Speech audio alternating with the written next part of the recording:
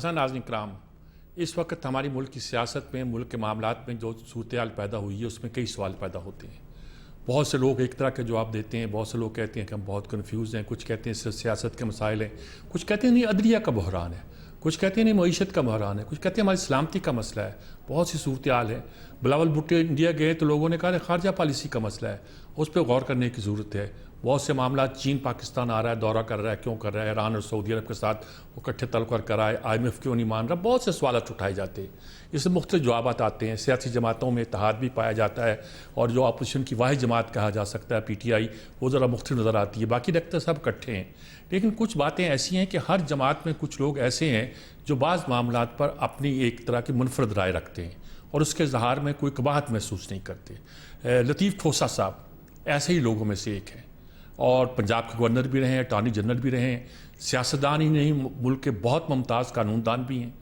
और इनकी बात है, खूबी ये है कि पिछले दिनों में जब सूरत-ए-हाल पैदा हुई, अदलिया का बहरान पैदा हुआ, तो यूँ लगा जैसे कि ये अपनी पार्टी से अलग है।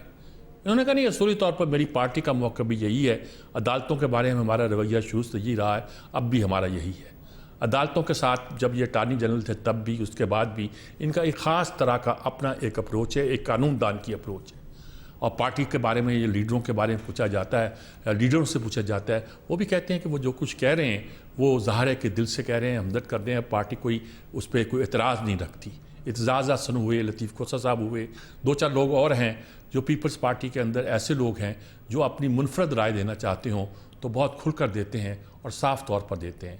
अदलिया के मामले में उनका एक ख़ास एटीट्यूड है, ख़ास रवैया है और बहुत अहम है प्रेजेंट सिचुएशन में। इसलिए हमने उनको ज़हमत दी है कि आज वो हमें कुछ वक्त दें और मुल्क के मसाइल को हल करने में हमारी रहनुमाई करें। अस्सलाम वालेकुम खोसा साहब। जी वालेकुम सलाम। खोसा साहब, बात वही है, अदालतों के हवाले से जब मामला पेश हुआ है, कुछ लोगों का ख्याल है कि अदलिया का बहरान है। एक तो खैर 3-4 की बहस, तो जो कहना कि 4 जजों का फैसला ये, 3 जजों का फैसला वो है, वो तो एक 90 दिन का इलेक्शन का मामला जिसको आपने भी छेड़ा। आप क्या समझते क्या हैं कि अदलिया में इस वक्त क्या सूरत हाल है? क्या सचमुच ये बहरान नहीं लगता पैदा हो गया मुल्क के अंदर? देखिए, अगर बहरान की बात कर रहे हैं तो जब से पाकिस्तान बना है तो बहरानों ही की उसमें चले आ रहे हैं, तसलसल है बहरानों का। वो कहते हैं ना कि सबात एक तगैयर को है ज़माने में, सुकून महाल है कुदरत के कारखाने में। जी। तो मेरे एक दफा बेटे ने, वो होता है इस वक्त वो है वैंकूवर में है, डॉक्टर है, कहता है Dad, there is never a dull moment in Pakistan. Vibrant society और every time something or the other is happening. वो कह रहा था कि हर पाकिस्तान एक बड़ा ही मुतहर्रिक और फ़आल किस्म का मुल्क है और हर वक्त कुछ ना कुछ होता रहता है, कभी यहाँ बोर नहीं और डल मोमेंट नहीं आता है। तो मैं समझता हूँ कि ये इसका एक मस्बत अगर पहलू देखें तो उसको इस तरह से लिया जा सकता है। लेकिन हम बदकिस्मती से क्यों कर एक जो है ठहराव नहीं ला सके। देखिए, 2-3 चीजों में ठीक है, तलासम बहुत अच्छी बात है। हमारी एक पाकिस्तान को ये एडवांटेज है कि पाकिस्तान की 70% आबादी जो है वो 35 साल से कम उम्र पर मुहित है। ठीक बात है कि आपकी इतनी ताकतवर, इतनी इन्विगोरेटेड, इतनी यूजफुल, एनर्जेटिक ह्यूमन रिसोर्स दुनिया में किसी के पास नहीं है। तो ये तो एक लाजमी बात है, इसका जुज़्व है कि इसमें जो है शोर शराबा और तलातम रहेगा। और फिर हमारे यहाँ बदकिस्मती से चूंकि हमारी हुकूमतें एडहॉकिज्म पे चलती हैं, हमने इनके बारे में जो हमारा बहुत बड़ा एक डेमोग्राफिक डिविडेंड है, ये डेमोग्राफिक डिजास्टर में आहिस्ता आहिस्ता ये महलूल और तब्दील होता चला जा रहा है। क्योंकि हमारे अगर निज़ाम तालीम में देखें, और नॉलेज बेस्ड ईरा है, इसमें तालीम ही ऐसी है, education education and more education, तभी आप जो है तरक्की भी कर सकते हैं, एक सिविलाइज्ड सोसाइटी भी बन सकती है, एक ठहराव भी आ सकता है, एक फिक्री जो है एक वो बहुत मैं समझता हूँ वो खुशाइंद बात होगी कि तरक्की और तरवीज हो हमारी, और हम अपने जो है अजमत उला को जो पहले थी कि तिब में भी मुसलमान जो है एक रहनुमा किरदार रखते थे। आप अलजबरा देखें, ज्योमेट्री देखें, फल्कियात देखें, कोई चीज देखें आप, तो उसमें मुसलमान ही जो है दुनिया को जो है एक किस्म की रहनुमाई करते थे और चोटी पर होते थे हमारे, चाहे अबू सीना हो, चाहे आप जितने देख लें हमारे। ठीक। तो ये हम अगर तालीम ही पर जाएंगे, और जो ये कहा गया कि जी चाहे चीन क्यों ना जाना पड़े तो, और चीन में कोई भाई इस्लाम सीखने तो नहीं जाते, चीन तो मुसलमान है ही नहीं।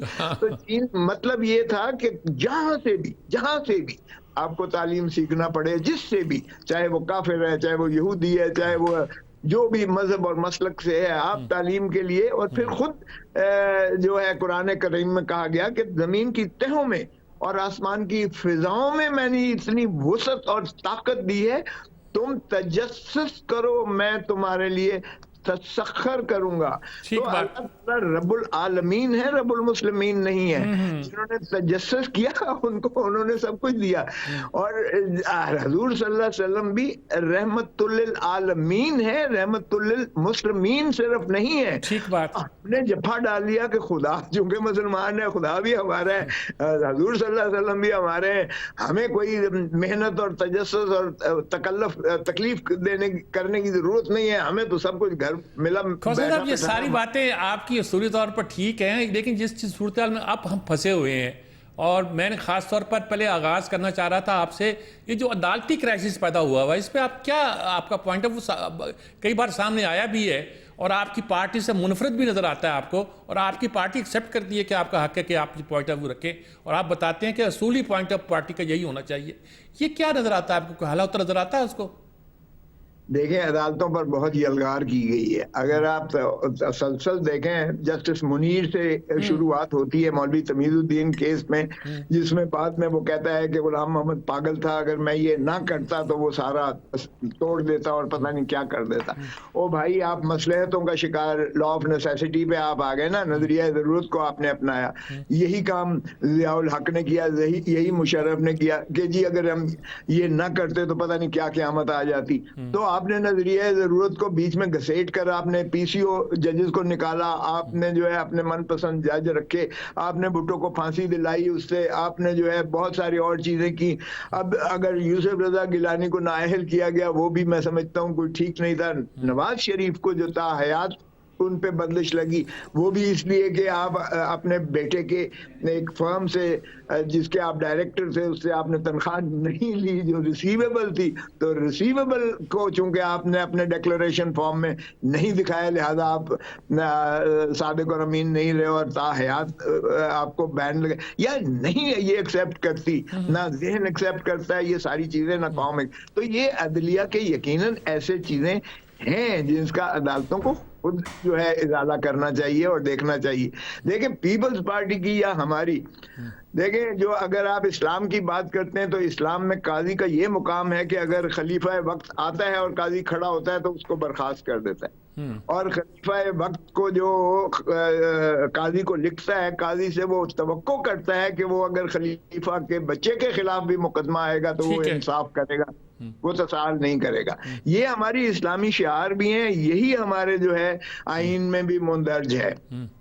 लेकिन अगर आप काजी अपने मनपसंद बनाते रहेंगे, ज़ियाउल हक ने निकाल बाहर फेंके सारे किए, पीसीओ लगाया, मुशर्रफ ने बाहर फेंके पीसीओ लगाया, इसी तरह आपने, तो फिर जब आपका क्राइटेरिया इस तरह का होगा तो फिर उसमें जो आप समझते हैं कि एक बाकिरदार बाअसूल और जजेस आए फिर, लेकिन इसको इस्लाह भी तो हमने करना है ना, हमने करना है भाई। और देखें, पीपल्स पार्टी का ये है कि भुट्टो को फांसी दे दी, अदालती कत्ल बाद में जज ने तस्लीम कर लिया, हम फिर भी सुप्रीम कोर्ट के पास गए हैं कि हम आपको बहुत हाई पेडेस्टल पर गैर मुतनाज़ा देखना चाहते हैं, क्योंकि आइन का आप एक ऐसा सतून है कि अगर आर्टिकल 199 और 184 क्या है, जो रिट की ज्यूरिसडिक्शन है वो सिर्फ और सिर्फ हुकूमत के खिलाफ है, कि अगर हुकूमत और हुकूमत का कोई अकाबरीन जो है अपने अख्तियारात से तजावुज़ करते हैं, गलत कानून साजी करते हैं, गलत अख्तियारात का इस्तेमाल करते हैं, तसाहल करते हैं, नहीं करते हैं,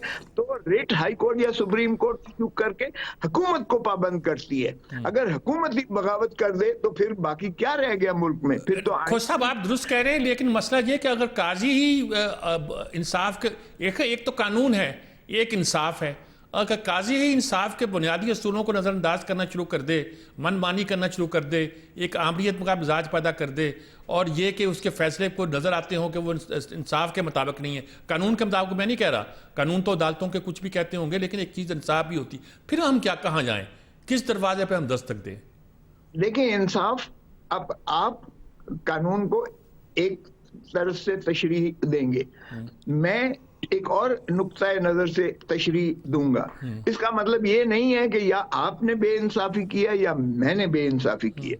हाँ, मेरी समझ के और दानिश के, मेरे तजर्बे के, मेरी एक इंटरप्रिटेशन में जरूर फ्लॉ हो सकता है। कोई परफेक्शन तो अल्लाह की जात को होती है या पैगंबरों को होती है, और पैगंबरों को भी अल्लाह ताला ने सब कुछ जो है इल्म अपना वाला तो नहीं दिया हुआ, लेकिन इंसान में इसलिए फ्लॉज हैं, और इसीलिए आपको अपील का रास्ता दिया गया, रिवीजन नजरसानी का रास्ता दिया गया, रिव्यू का रास्ता दिया गया, आपको रीविजिट का रास्ता दिया गया, लेकिन फिर आप उनको मुनहदिम नहीं करते हैं, आप उनके नहीं साथ... अब अगर अपील के हक के लिए एक कानून पास होता है तो अदालतें उसे स्ट्राइक डाउन करने का मूड बना लेती हैं। देखिए वो आईनी तौर पे नहीं कर सकती। ये जो आप जिस बात की बात कर रहे हैं, practice and procedure of the supreme court का कानून की बात कर रहे हैं, ये practice and procedure supreme court का लेजिस्लेचर के अख्तियार में ही नहीं है। अब आप जरा देखेंगे 18वीं तरमीम के बाद जब आर्टिकल 70 में जब आप आर्टिकल 4 उसको जब फेडरल लिस्ट बनाई गई, कंकरेंट को खत्म कर दिया गया, तो फेडरल लिस्ट का जो पहला हिस्सा है शेड्यूल का, उसमें आइटम जरा 55 देख लें। आइटम 55 में लिखा हुआ है कि एक्सेप्ट द सुप्रीम कोर्ट, यानी सुप्रीम कोर्ट के अलावा बाकी अदलिया के प्रैक्टिस एंड प्रोसीजर पर जो है कानून साजी हो सकती है। तो सुप्रीम कोर्ट ने चूंकि अपने प्रैक्टिस एंड प्रोसीजर रूल्स बना रखे हैं, उस पर लेजिस्लेशन कर ही नहीं सकती है, ये उनका आईनी अख्तियार ही नहीं है। और ये कहना कि सुप्रीम है, पार्लियामेंट सुप्रीम है, ओ भाई ये पार्लियामेंट सुप्रीम अनरिटन कॉन्स्टिट्यूशन में होती है। जहां रिटन कॉन्स्टिट्यूशन हो, लिख पढ़ का आईन हो, वहां आईन सुप्रीम होता है। आईन के ताबे जो है तमाम इदारे काम करते हैं, इसलिए ये जो पार्लियामेंट बार-बार... अब हम क्या करें? आपका चीफ जस्टिस जो है वो अपनी मर्जी का बेंच बनाता है, वो अपनी मर्जी का सुओ मोटो लेता है, वो अपनी मर्जी का बेंच मुंतखब करता है, फिर पहले 9 जजों करता है, फिर वो 7 रह जाते हैं, फिर 5 रह जाते हैं, 3 का फैसला आ जाता है। अब पूरी कौम उस फैसले को मानने के पाबंद है। मुझे बताइए कि अकल के तकाजे ये मानते हैं कि हम उसके खिलाफ कहीं अपील भी ना कर सके? पहली बात तो ये है कि अगर इस मौजूदा सियाक और सबाक की बात करते हैं, मैं पूछना यही चाह रहा हूँ खास तौर पे। सुन लें, अगर इस मौजूदा सियाक और सबाक में बात करते हैं तो इससे ज्यादा फजूल ये बहस हो नहीं सकती है, क्योंकि उन 4 या 2 या 3 जो भी है, इशू क्या था? किसी ने कहा है कि 90 दिन से मुतजाविज हो, किसी ने कोई कह सकता है कि आइन में ये दर्ज नहीं है कि जहां तहलील की जाती है असेंबली वहां लाजिम है, आइन में लाजिम है कि 90 दिन के अंदर इलेक्शन करवाएं। क्या कोई इससे फरार हासिल कर सकता है? अगर आप इस सियाक व सबाक में कह रहे हैं कि जी हम 4 को मानते हैं, 3 को, और 3 2 को नहीं मानते हैं, ये बार बार रट लगाई जा रही है, तो ये रट इतनी फजूल है, क्योंकि चीफ जस्टिस का मौजूदा निज़ाम में उसका बेंच बनाने का अख्तियार मौजूद है, और बेंच बनाने का तहलील भी मौजूद है, और उसको रिकंस्ट्रक्ट करना भी मौजूद है। हाँ, आप बिल्कुल, मैं समझता हूं कि अगर आप ऑर्डिनरी, अगर ये वक्त ना होता और ये इशू ना होता, तो मैं बिल्कुल आपसे मुत्तफिक होता कि आइन को तरमीम कीजिएगा, आइन को तरमीम कीजिएगा।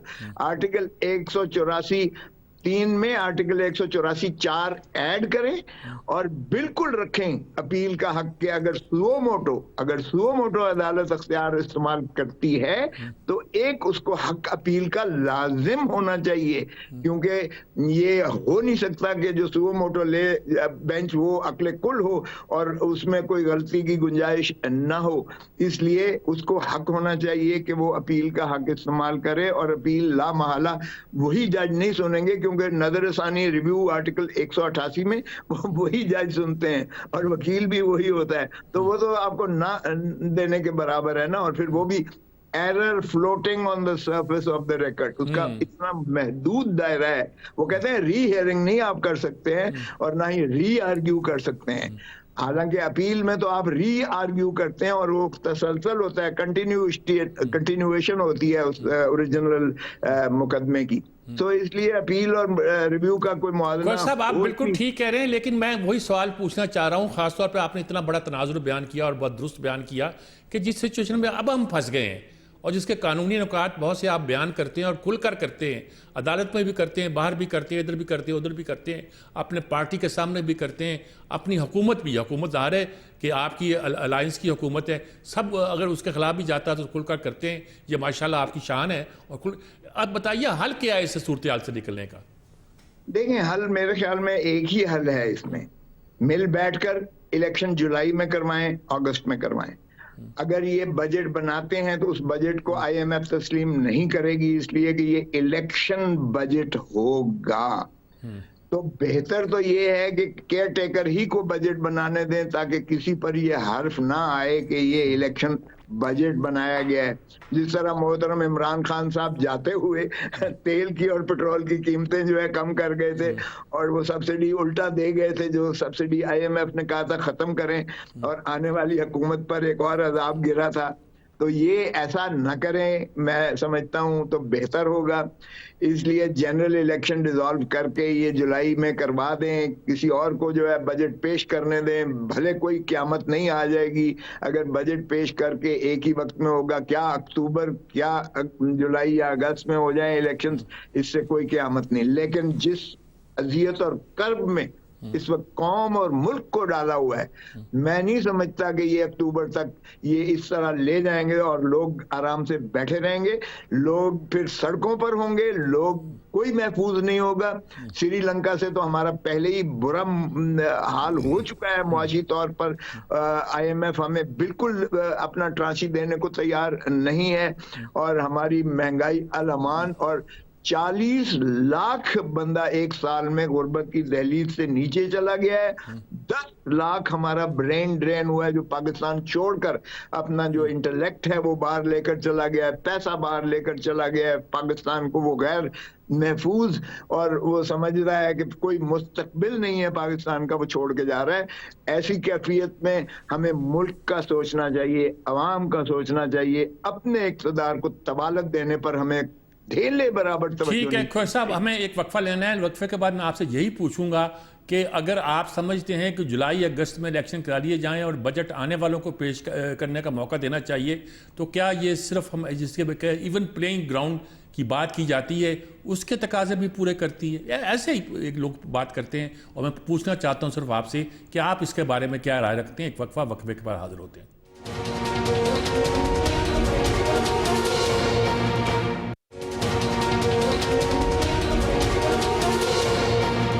जी खोर साहब, मैं पूछना चाह रहा हूँ कि पार्टियां साथ बैठी भी हैं, मुज़ाकरात किए भी हैं, और वो इस बात पे भी कहते हैं कि एक ही वक्त में इलेक्शन कराने का कुछ असूली फार्मूला भी तय हो गया था। फिर ये भी तय हो गया है कि सूबाई असम्बलियों के और कौमी असम्बली के इलेक्शन एक ही वक्त में हो और सारे सूबों के इलेक्शन एक वक्त में हो, जैसा कि कहा जा रहा है। लेकिन बाकी ये हुकूमत का मौक़िफ़ है। PTI वाले कहते हैं कि एक तरह के मुज़ाकरा ख़त्म हो गए। तो फिर हम किस असूल के तहत जुलाई अगस्त में इलेक्शन जो है अनाउंस कर सकते हैं या कह सकते हैं कि हम, गवर्नमेंट तो नहीं अब कह सकती अकेले कि जुलाई में कर लो, अगस्त में कर लो। अगर दूसरी पार्टियां जो हैं वो सिर्फ इसरार ही करती रहें और ज़ोर लगाती रहें और धमकी देती रहें कि रैलियां निकालेंगे, तो फिर क्या, क्यों, रास्ता क्या है? कोई कानूनी रास्ता है? आपने दो हिस्सों में तकसीम करता हूँ। एक है आइडियल सिचुएशन, एक है ग्राउंड रियलिटी क्या हो सकता है या होगा या नहीं होगा। देखें, आइडियल सिचुएशन तो यही है कि असेंबलियां ये तोड़ दें, by the end of this month तोड़ दें, जून में तोड़ दें, और केयर टेकर के लिए आ जाए, वो बजट दे दें, इलेक्शन शेड्यूल, जाहिर है कि केयर टेकर जो है विद इन 60 डेज, या अगर तहलील हो तो विद इन 90 डेज, यानी विद इन 90 डेज मीन्स के 40 दिनों के अंदर दे सकते हैं, क्योंकि शेड्यूल का जो है उनको तनासब रखना पड़ता है। तो ये जाता है जुलाई में चला हो जाता है, इलेक्शन बड़े आराम से हो सकते हैं। एक सिचुएशन ये है कि ये सारे कैंपेन पे लग जाएं, अपना इलेक्शन मैनिफेस्टो लेकर जाएं, अपनी अच्छाइयां बताएं, दूसरे की बुराइयां बताएं, और कौम को बावर करवाएं कि हम बेहतर हैं, हमें आप मुंतखब कीजिएगा। कोई क़यामत नहीं आ जाएगी अगर एक पार्टी को इस वक्त एज है और वो जीत जाएगी। तो रानी शहीद बेनजीर भुट्टो को 17 सीटों पर लाकर खड़ा कर दिया था उस वक्त के चीफ जस्टिस सजाद अली शाह साहब ने, और उस वक्त का प्रेसिडेंट लगारी साहब ने, फारूक लगारी ने, और उस वक्त के आर्मी चीफ ने। और वाइट वॉश हुआ था पंजाब से और सिंध से 14 और बाकी मिला के 17 सीटें थी, लेकिन बीबी ने बाइकआउट नहीं किया था। बीबी लीडर ऑफ द ऑपोजिशन बनी रही, डट के लड़ती रही। हम बाउंस बैक हुए। ये सियासत में अप्स एंड डाउन्स होते हैं। देखें, इसलिए ये अगर घबराते रहें कि जब तक मस्बत नताइज नहीं आएंगे हमने नहीं करवाना, फिर बिल्कुल नहीं होगा ये, और तबाही की तरफ पाकिस्तान को हम आपका क्या ख्याल है कि हुकूमत घबरा रही है या कोई और भी पीछे हाथ है जो इस वक्त इलेक्शन कराना नहीं चाह रहे? सच्ची बात क्या है, असल नक्शा क्या है? क्या इलेक्शन का ऐलान करना हुकूमत के बस में है, या फिर आप समझते हैं मैं क्या पूछ रहा हूं? नहीं नहीं, पीडीएम देखें, पीडीएम ने अपने केसेस सारे खत्म करवाए। पीडीएम ने जो है 1200 अरब रुपया जो नैब ने रिकवर करना था वो खत्म करवाया। पीडीएम ने जो है अपने जितने मुकदमात थे उनको क्लोज करवाना है, कुछ हो गए हैं, कुछ बाकी रह गए हैं। उन्होंने कानून नैब में इतनी भयानक किस्म की तरामीम की कि उसको जो है टूथलेस करके रख दिया। हत्ता के चेयरमैन ने कहा कि मैं ऐसी जो है डिक्टेशन नहीं ले सकता सुल्तान ने, और वो इस्तीफा दे के चला गया। और वो पहला मैं समझता हूँ ब्यूरोक्रेट है जिसने इस गैरत का कम से कम सबूत दिया है कि उसने गुलाम बनने की बजाय उसने एक खुददार सरकारी मुलाजिम बन के उसने डिक्टेशन ना ली और वो इस्तीफा दे के चला गया। तो आप अंदाजा करें कि इस दौरान में क्या क्या हुआ है, क्या क्या हुआ है। आपने बाहर के जो है 1 करोड़ वोटर जो था बैरूनी पाकिस्तानी, उसको वोट खत्म किया। आपने ईवीएम को खत्म किया, वो मशीन जो थी, ताकि वो उससे ट्रांसपेरेंट इलेक्शंस हो, फ्री एंड फेयर इलेक्शंस की तरफ हम जाएं। आपने कोई एक कानून बता दें जिसमें कोई अवाम की भलाई, अवाम की बेहतरी, अवाम की खुशहाली के लिए इस हुकूमत ने कोई एक कानून पास किया हो। ये बात तो ठीक है कोसब, जो बात आप कर रहे हैं वो तो पीडीएम के हवाले से कर रहे हैं, लेकिन आपकी पीपल्स पार्टी भी तो इसमें शामिल है ना। ये पीडीएम में ना सही, लेकिन इत्तेहादी हुकूमत में तो शामिल है। आप अपनी पार्टी को क्या मशवरा देंगे आप? देखिए, मैं तो कहूंगा इनसे अलहदा हो जाएं तो बेहतर है। देखें, एक बात याद रखें ज़हन में, ये इलेक्टोरल प्रोसेस में 5 लोग शामिल हैं।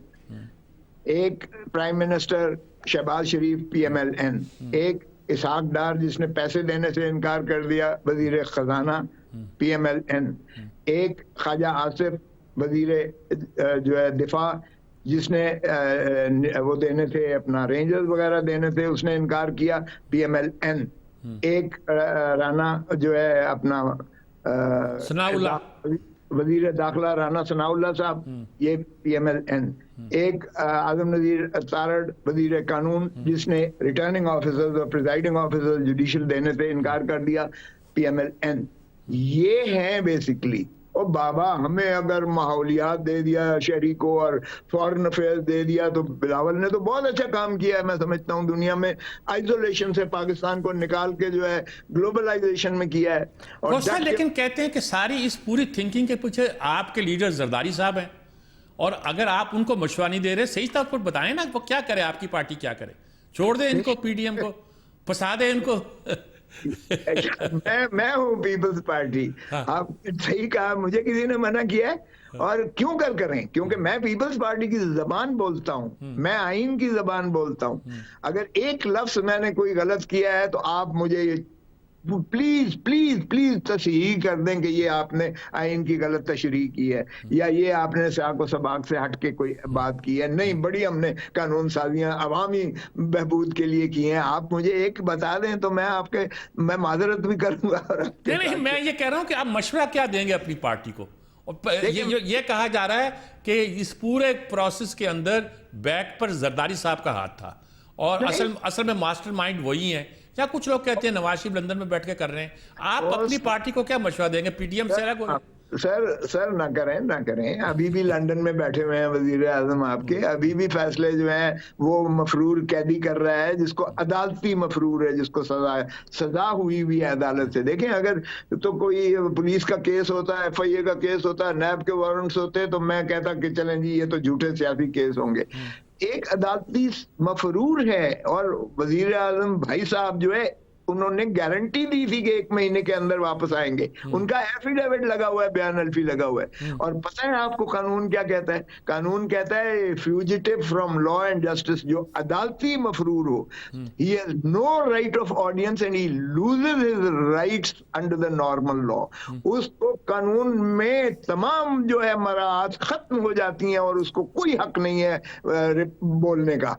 तो आप ऐसे दिखाते हो जैसे वो रूल नहीं, आप ठीक बात कर रहे हैं। मैं तो सिर्फ ये कह रहा हूं कि जरदारी साहब को आप क्या मशवरा देंगे। मैं दूसरी बात ऐसे ही मैं एक लाइट मूड में एक सवाल पूछना चाह रहा हूं कि आपका सारा नैरेटिव पीपल्स पार्टी की बजाय, यानी पंजाब में जो है पार्टी तो और तरह की है, पूरे मुल्क में जैसे पार्टी है, सिंध में जैसे वो एक पॉइंट ऑफ व्यू रखती है, आपका नुक्ता नज़र ज्यादा PTI के करीब नजर नहीं आता?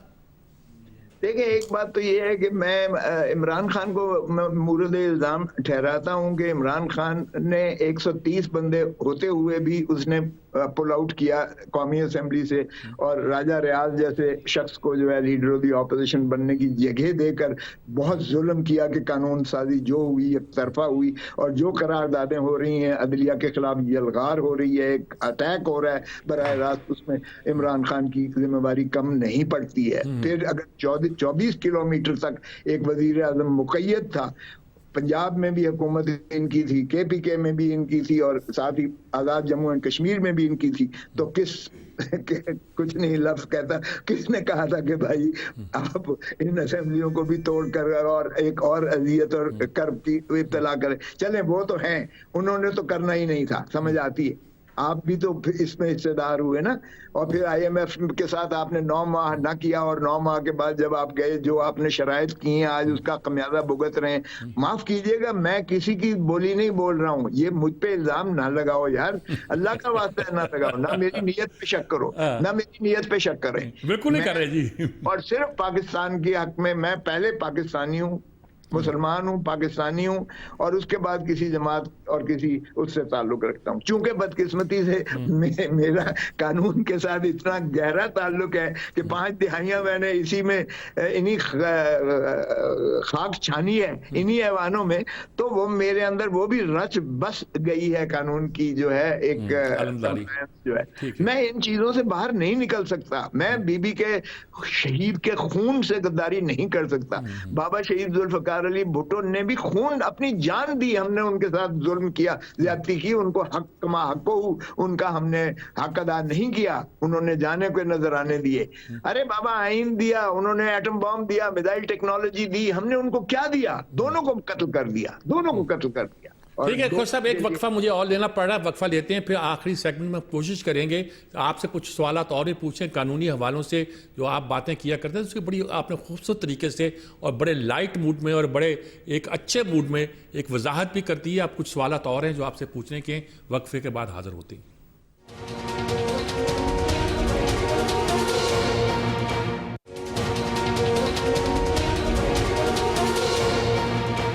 जी नाज़रीन कराम, सारी सूरत हाल आपके सामने है, वक्त कम है तो हम बहुत से सवाल और भी पूछना चाहते हैं कोसा साहब से, वो पूछता हूँ। कोसा साहब, बाकी तो सवाल बहुत सारे हो जाएंगे और आपने वजाहत भी कर दी है तरीके से कर दिए, कानूनदान के तौर पर भी कर दिए, सियासतदान के तौर पर भी कर दिए। आपने अपनी पार्टी को मशवरा दे दिया है कि वो पीडीएम की हुकूमत से अलग हो जाए, सब बातें ठीक है।